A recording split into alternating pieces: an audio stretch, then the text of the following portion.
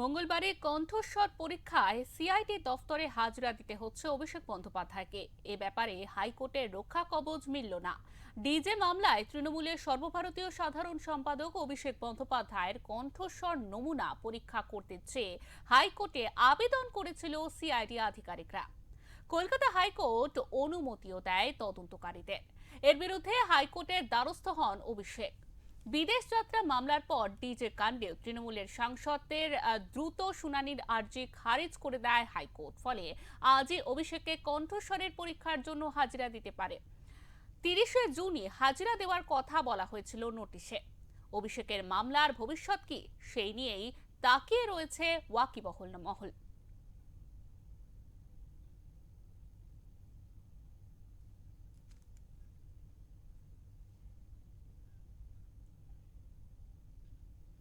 আমাদের সঙ্গে এই মুহূর্তে টেলিফোন লাইনে রয়েছেন হাইকোর্টের বিশিষ্ট আইনজীবী চন্দ্রশেখর বাগ। স্যার, আপনাকে অনেক স্বাগত ওঙ্কার বাংলায়।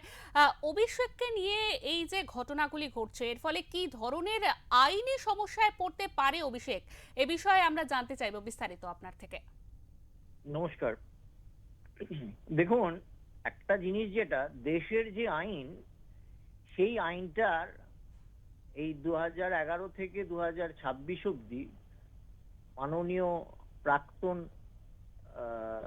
সাধারণ সম্পাদক সর্বভারতীয় তৃণমূল কংগ্রেসের শ্রী অভিষেক বন্দ্যোপাধ্যায়, তিনি ভাবতেন আইনটা তার নিজের এবং আইনটা তার পিসির, প্রাক্তন মুখ্যমন্ত্রীর, যার ফলে তিনি যেটা ভাবতেন, যেটা খুশি করতেন।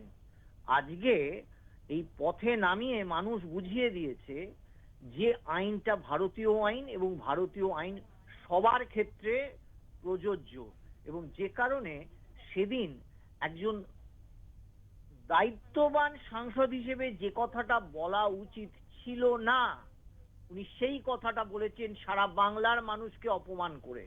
সেদিন সারা বাংলার মানুষকে থ্রেট করেছেন তিনি, যে ডিজে বাজিয়ে তিনি রবীন্দ্রসঙ্গীতের সঙ্গে ডিজে বাজিয়ে কান ঝালাপালা করে দেবো।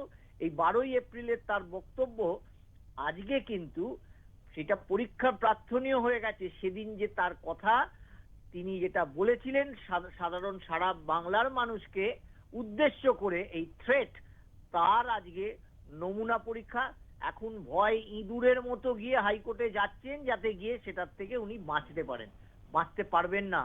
তার কারণটা হচ্ছে যে এই অন্যায় মানুষ যেমন মেনে নেয়নি, আজকে বাংলার মানুষ তাদের ছুঁড়ে ফেলে দিয়েছিল, আইনের জায়গাও তাদের ছুঁড়ে ফেলে দেবে। তার কারণ এইটা তিনি বলে, যে একজন ইম্যাচিওর পলিটিশিয়ান হিসেবে, একটা কোন তৃণমূল কংগ্রেসের ম্যাচিওর পলিটিশিয়ান হিসেবে কেউ এই জাতীয় কথা বলেছেন?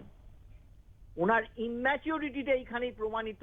এবং যে কারণে একটা কোন রকম কোন দায়িত্বহীন মানুষ হিসেবে সারা বাংলার মানুষকে থ্রেট করেছেন, যেটা মানে কি বলবো, যে একদম অনৈতিক, মানে আশা করা উচিত নয়, সেই জাতীয় কথা বলে মানুষকে আজকে তার পরীক্ষা তো তাকে দিতেই হবে। এই ফরেন্সিকের সামনে তাকে ফেস করতে হবে, তাকে বলতে হবে, এবং তার জন্য আইনের যে বিধান রয়েছে সেই বিধান অনুযায়ী কোর্ট যথারীতি, বিধাননগর কোর্ট সেটার ব্যাপারে তার নমুনা পরীক্ষা হাইকোর্টে গেছেন।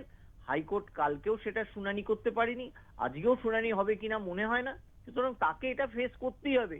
এই জাতীয় অন্যায়গুলোর প্রতিবাদ যেমন হওয়া দরকার, তেমনি মাত্র তার পরিশোধন করার জন্য আইনের রাস্তাই হচ্ছে সঠিক রাস্তা। একদমই স্যার। এই যে তার আজকে যে হাজিরা দেবেন, তার জন্য কিন্তু একেবারে রক্ষা কবচ পাইনি, এমনটাই কিন্তু জানা যাচ্ছে। এর ফলে কি কোনো রকম অসুবিধার সম্মুখীন হতে পারেন তিনি? কবচের জন্য তিনি গেছেন, তিনি 4 তারিখের পর বিকেল বেলাও বলেছেন, এটা নিয়ে অস্বীকার করেননি। তার গলা নিয়ে তিনি বলেছেন হ্যাঁ, এবং তার পরবর্তী ক্ষেত্রে এখন কোর্টে গিয়ে তিনি বলতে চাইছেন যে তার এটা বক্তব্য নয়। নিশ্চয়ই সেইটাই তার বক্তব্য হবে।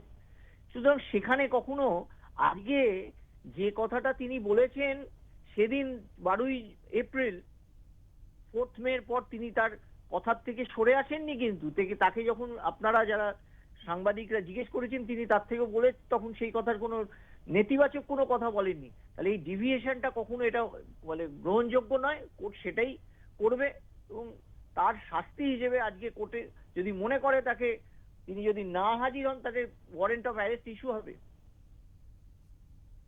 একদমই স্যার, আপনাকে অনেক ধন্যবাদ।